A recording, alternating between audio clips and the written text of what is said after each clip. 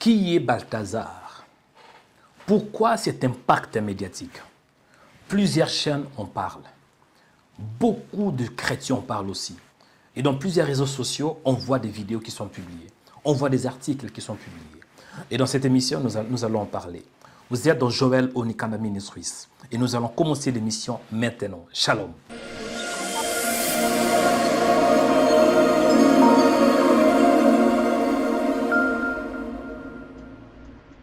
Bien-aimés dans le Seigneur, que l'Éternel vous bénisse abondamment. Bienvenue dans cette chaîne et bienvenue dans Joël Onikanda Ministries. C'est Joël Onikanda, votre frère dans le Seigneur. Et vous êtes dans cette émission Rien que la vérité. Rien que la vérité est une émission chrétienne qui a comme pour but d'édifier, d'enseigner et de propager la bonne nouvelle de Jésus de Nazareth. Que la paix du Seigneur vous accompagne. Avant de commencer la vidéo, aimez, si c'est possible, aimez la vidéo, partagez-la et surtout ne manquez pas de laisser un commentaire. Si vous voulez savoir un peu de quel pays vous nous suivez, tu suis cette vidéo, de quel pays? Laissez un commentaire pour la gloire du Seigneur. Et surtout, si vous n'êtes pas encore abonné, veuillez vous abonner en cliquant sur la cloche s'abonner. C'est alors que vous allez recevoir des notifications chaque fois qu'il y aura une vidéo. Ok, le premier point. C'est quoi l'affaire de Balthazar? Nous allons entrer dans la profondeur. L'affaire Balthazar Ebang Engonga est un scandale sexuel devenu public via des vidéos sur les réseaux sociaux et impliquant des personnalités de la famille présidentielle en Guinée équatoriale. Le scandale sexuel impliquant le fils de Balthazar Engonga, Ejo, est une affaire devenue fortement médiatique. Ce scandale concerne Balthazar Ebang Engonga, directeur de l'administration fiscale équato-guinéenne, figure influente de la politique équato-guinéenne. L'affaire a des répercussions internationales en raison de l'implication des membres de la famille présidentielle équato-guinéenne et soulève des questions de gouvernance dans un pays souvent critiqué pour sa gestion opaque des ressources publiques. C'est quoi le contexte? C'est quoi le contexte dans cette histoire? Écoutez. Deuxième point, le contexte. Balthazar Engonga Ejo est un homme politique important en Guinée équatoriale et un proche du président Théodore Obiang.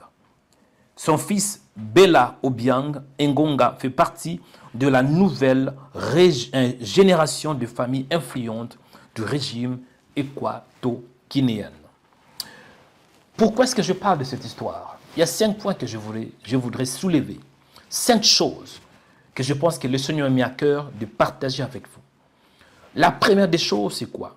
La honte et une distraction totale. Le premier point à retenir dans cette vidéo, on voit la honte et la distraction totale.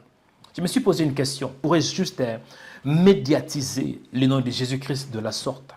Si on pourrait parler du nom de Jésus comme on parle de cette histoire de Balthazar, combien d'âmes pourraient-elles pas être sauvées? Si seulement on pourrait parler de cette dimension, de la grandeur, de l'impact de cette affaire, de la même dimension que nous parlons de Jésus.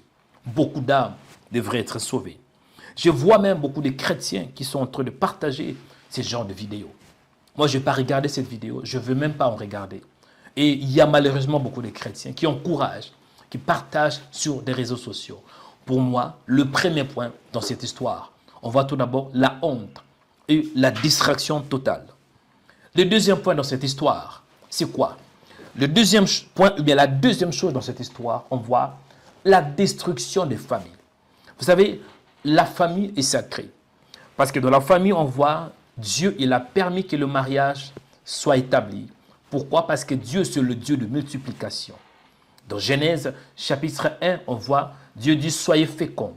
Genèse 1, 28. Dieu dit à l'homme et à la femme, bien sûr, Dieu leur dit la Bible, soyez féconds, multipliez-vous et remplissez la terre. Assujettissez-la et dominez. Donc, le but de mariage, mais de la famille, c'est de se produire, d'être féconde, de remplir la terre. Et cette histoire a comme but, je crois, que c'est de détruire des familles.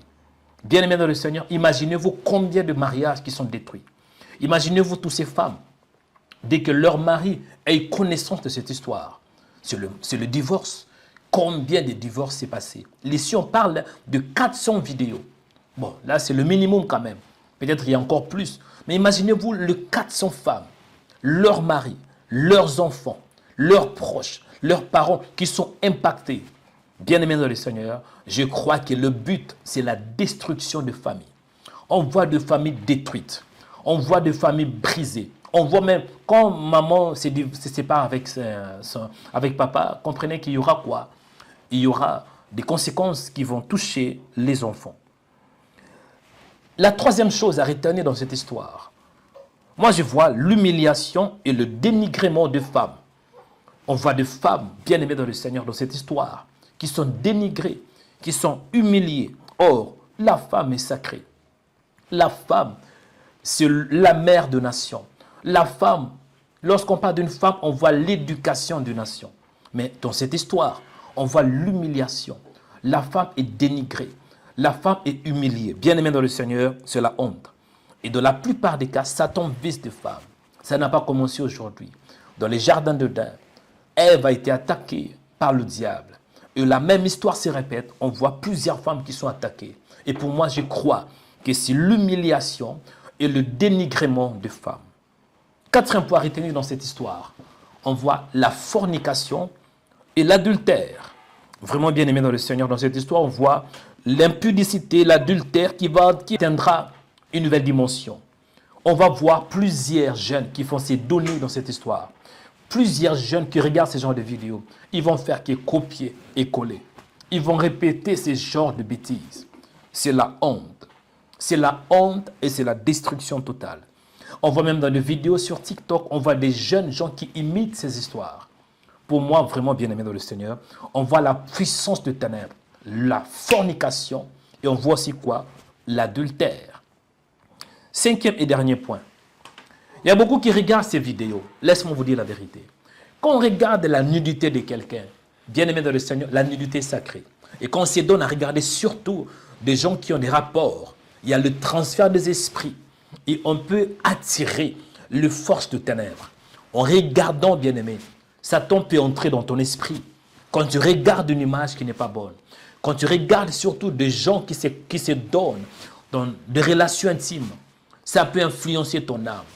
Bien-aimé dans le Seigneur, soyez prudent. Vous devez être prudent. Il ne faut pas vous donner à regarder ce genre d'images. Que dois-je faire? Tu peux te poser la question.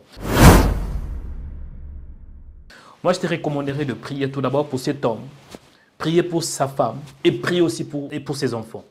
Et deuxièmement, prier pour que la grâce du Seigneur se manifeste. Parce que c'est scandaleux et c'est honteux de voir ce genre de choses. Amen. J'espère que cette vidéo vous a plu. Si vous étiez édifié par cette vidéo, laissez-moi savoir par un commentaire. Et ne manquez pas surtout d'aimer la vidéo, partager et surtout, je voulais savoir de quel pays vous nous suivez. Amen. Que l'Éternel vous bénisse abondamment. Que la grâce du Saint-Esprit vous accompagne. Vous êtes dans Joël Onikanda Ministries. Bénédiction. Shalom.